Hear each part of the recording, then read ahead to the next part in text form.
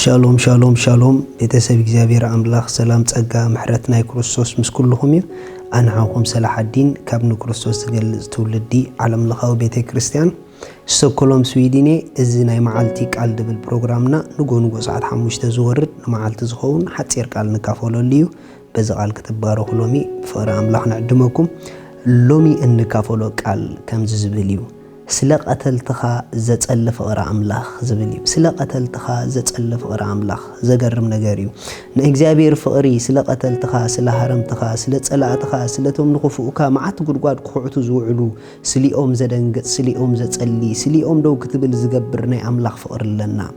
ክርስቲያን ማለት ብናይ እግዚአብሔር ፍቅሪ ኣብ ህይወት ንቀተልቱ ንጸላእቱ ንሓሜቱ ንሃረምቱ ደው ዝብል ማለት እዩ ንምንታይ ተተባህለ እታ ክርስቶስ ኣብ ውሽጥና ብመንፈሱ ዘፍሰሳ ፍቅሪ ከምዛ ዓይነት ፍቅሪያ ልዕሊ ቂምታ ዝሓለፈት ፍቅሪ ልዕሊ በደል ዝሓለፈት ፍቅሪያ ኢየሱስ ንዘለዓለም ጎይታ እዩ ጎይታና ኢየሱስ ክርስቶስ በዛ ፍቅሪ እዚኣ ዝመላለስ ስለ ዝነበረ ኣብ መስቀል ክስቀል ከሎ ነቶም ደሳቀይዎ ነቶም ድሸንከርዎ ነቶም ድቀተልዎ ንዕኦም ኣብ መስቀል ኮይኑ ጸሊሎም ንምንታይ ተተባህለ እታ ናይ አምላክ ፍቅሪ ካብ ናይ ሰብ ግብሪ ስለ ደይትብገስ ካብ አምላክ ስለ ትጅምር እቲ ሰብ ብምልዋጡ ደይትልወጥ ፍቅሪያ ስለዚ ኢየሱስ ዝገብርዎ ኣይፈልጡን የሚሉ ነቶም ደሳቂዎ ዝነበሩ ጸሊሎም እዩ እቲ ዝገርመኩም ግን ኢየሱስ ጥራሕ ኣይኮነን በዛ ፍቅሪ እዚኣ ዝነብር ንኢየሱስ ዝስዕቡ ድማ በዛ ፍቅሪ እዚኣ እዮም ዝነብሩ ንኢየሱስ ዝኣመኑ ድማ እዛ ፍቅሪ ኣብ ህይወቶም ኣላቶም ስለዚ ንጸላእቶም ንቀተልቶም ከፍቅሩ ይኽእሉ እዮም መጽሐፍ ቅዱስ ኣብ ግብረ ሐዋርያት ምዕራፍ 7 ከም ዝብል ቃል ኣሎ ጥቕሲ 58 ናብ ወጻኢ እታ ከተማ ወሲዶም ከኣ ብዳርባ እምኒ ቀተልዎ እቶም ምስክር ድማ ክዳውንቶም ኣብ ጥቓ ኣእጋር ሳኦል ዝበሃል ጎበዝ አንበሩ ንእስጢፋኖስ ከኣ እናተማህለለ ጎይታይ ኢየሱስ መንፈሰይ ተቀበል እናበለን ብዳርባ እምኒ ቀተልዎ ተንበርኪኹ ከኣ ብዓቢ ድምፂ ጎይታይ እዛ ሓጢአት እዚ ኣይተሓዘሎም ኢሉ ጨደረ እዚ ምስ በለውን ዓረፈ ኣይገርመኩም ናሕዋት ንእስጢፋኖስ ብዳርባ እምኒ የንፈስፊጾም ቀቲሎሞ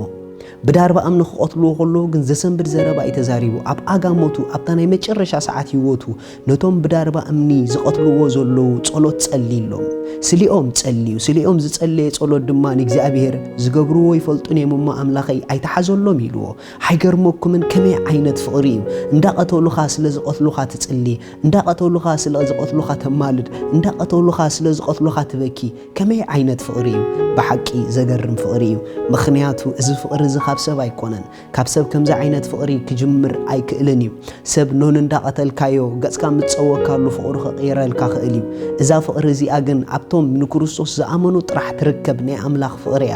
ርኢኹም ኣሕዋት ሰብ ንክርስቶስ ክኣምን ከሎ ካብቶም ንክርስቶስ ዘይኣምኑ ፍልይ ዝበለ ሓይሊ ኣብ ውሽጡ ኣለዎ ካብቲ ሓደ ሓይሊ ኣብ ውሽጥና ዘሎ ድማ ናይ አምላክ ፍቅሪ ዝተሰከምና ሰባት ኢና መጽሐፍ ቅዱስ ክዛረብ ከሎ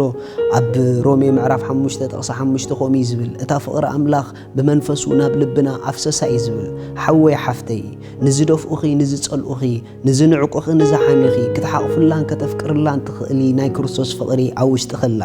እዛ ፍቅሪ እዚኣ ንዘፍቀርኺ ጥራሕ ተፍቅርላ ዘይኮነት ንዝጸልኡኹን ከተፍቅርላ ብማዕረ ትኽእል እያ ከምቲ አምላኽና ሓጣንን ንጻድቃንን ንኹሎም ብማዕረ ፀሓይ ዘብርህ ንሕና ድማ ልክዕ ከምኡ ነቶም ደኽብሩና ነቶም ድሓቕፉና ነቶም ድጸልኡና ነቶም ድኹሕዱና ከንሓቆፍ ከነፍቅር ንኽእል ኢና ንምንታይ ተተባህለ ኣባና ዘሎ ፍቅሪ አምላኽ ደይቅየር ፍቅሪ እዩ ኣባና ዘሎ ፍቅሪ አምላኽ ሓያል ፍቅሪ እዩ ኣባና ዘሎ ፍቅሪ አምላኽ ካብ ቂምታ ዝሓለፈ ፍቅሪ እዩ ሃሌሉያ ስለዚ ልክዕ ከም በዓል እስጢፋኖስ ክሳዕ መጨረሻ ህይወትና ብፍቅሪ ከተዕለቕለቕ ክሳዕ መጨረሻ ኣብ ናይ ፍቅርን ኣብ ናይ ምሕረት ስፍራን ኮይንና ናብ ጎይታ ክንከይድ እዚ ናይ በረኸት ጎደና እዩ ኣሕዋት ኩሉ ግዜ ኣብ ፍቅሪ ደው ምባል ናይ ሰዓርቲ ኢኹም ትኾኑ እቶም ኣብ ፍቅሪ እንዳተጸረፉ ደው ዝብሉ እቶም ኣብ ፍቅሪ እንዳተሓመዩ ደው ዝብሉ እቶም ኣብ ፍቅሪ ከይበደሉ ትሕት ዝብሉ ንሶም ናይ ሰዓርቲ እዮም ኢየሱስ ንዘለዓለም ጎይታ እዩ ዓለም ናታ ዝኾነ ጎደናን ሲስተምን ኣለዋ ዓለም ነቲ ዝበደለካ ብዕጽፊ መልሰሉ ትብለካ ትኸውን መንግስቲ አምላክ ግን ነቲ ዝበደለካ ብዕጽፊ ተሓተሉ እያ ትብለካ ንምንታይ ተተባህለ ናይ ዓለም ናይ ስዕረት ጎደናን ናይ ዓለም ናይ ዓወት ጎደናን ናይ መንግስቲ አምላክ ናይ ዓወት ጎደናን ሓደ ይኮነን በበይኑ ሲስተም እዩ ዘለዎ መጽሐፍ ቅዱስ ክዛረብ ከሎ ኣብ ቀዳማይ ጴጥሮስ ከም ዝብል ቃል ኣሎ ቀዳማይ ጴጥሮስ ምዕራፍ 3 ጥቕሲ 8 መወዳእታ موداتو خا كلاتكم حدا زحسبهم اتدناغصو حونت التفكرو لوهات تحتات كونو مرقا مانتي كتورسو نزي صوعات إخم مرقو دا أمبر أكوي أبكند أكوي وي تصرفي أبكند تصرفي أي تملسو زقرم نقاريو مرقا مانتي كتورسوس نزي صوعات إخم يلنا سلازم مرقو دا أمبر أكوي أبكند أكوي وي تصرفي أبكند تصرفي أي تملسو ريخم عالم أكوي أبكند أكوي تصرفي ملست بلاكات خوونيا مغنياتو كامن حامي كاخت بلاكات خيليا أب عالم حما أدبها لندا تتصرف زدننيو أم منقست أملاخ جن حيال دبها اندا تتصرف دفكر اندا ترقم زمرق ايشو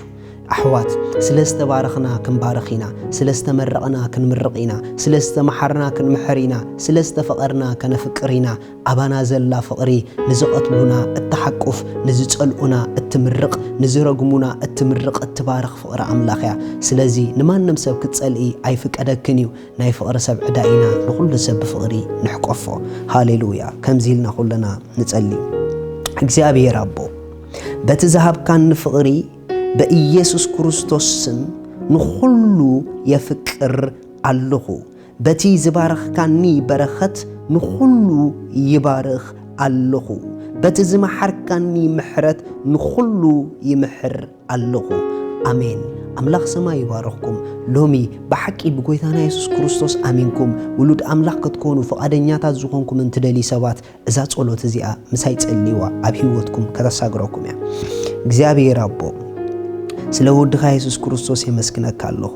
ያአምን አለሁ ኢየሱስ ክርስቶስ ስለ ኃጢአቴ ከም ተሰቅለ ዕዳ ኃጢአቴ ከም ዝኸፈሎን ከም ዝሞተለይ بسالسيت معالتي أملاخ كموتات كم زتون سؤون أبيمان أملاخ دما كم تقمت يأمن الله يسوع كريستوس قويتاي مدحني أملاخيو كابزا ساعات زيا حدش فترة كويني آمين انقوا حقوسكم إذا تصلوت زي أزتصلوهم مع عبو سانيكم وسينكم بليس بزب تحت زولو يركم إذا تصلوت كم تتصلوهم كم تتقبلكم قويتا نقورونا زد ليكم نقر حقسك أنصدلكم هنا شالوم